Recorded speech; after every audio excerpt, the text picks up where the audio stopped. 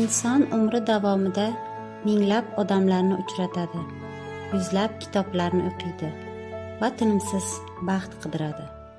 Ammo yillar o'tib, sochlariga oq oralaganda anglab yetadigan shunday haqiqatlar borki, ularni vaqtida bilish bizni yuzlab xatolardan asrab qolgan bo'lardi.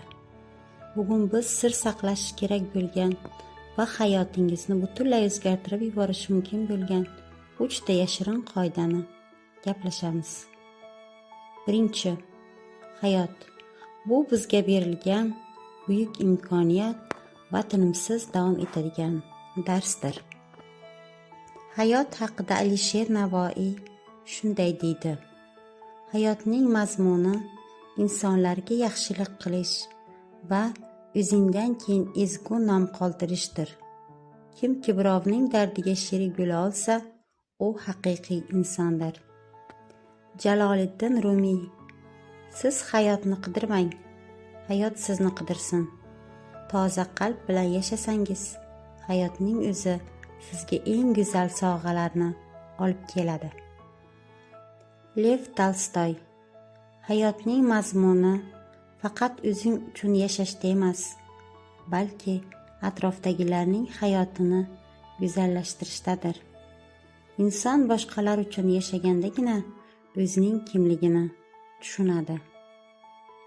Vaqt va imkoniyatning qadri haqida Abrayxon Beruniy: vaqt hayotning o'zidir. Vaqting ketyapti, umr sinyapti. Uni behuda narsalarga sarflash o'z umrini sovutish bilan barobardir. Har bir soniyani ilm va amal bilan bezash lozim. Hayot uzun yoki kalta bo'lishi emas, balki uni qanday yashab o'tganing muhim. Ko'pchilik uzoq yashaydi, lekin hayotning mazmunini judayam kech tushunadi. Umar Hayyom: bugungi kunning eng go'zal kundir. Chunki kechagi kun o'tib ketdi. Ertangi kun hali noma'lum. Bor vaqtingni baxtli bo'lishga sarfla. Qiyinchiliklar va sinovlar haqida Konfutsiy shunday deydi: yiqilish bu mag'lubiyat emas.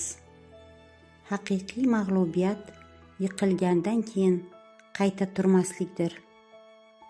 Hayot sinovlari sizni sindirish uchun emas, sizni chiniqtirish uchun keladi. Mahatma Gandi: hayot o'zgarish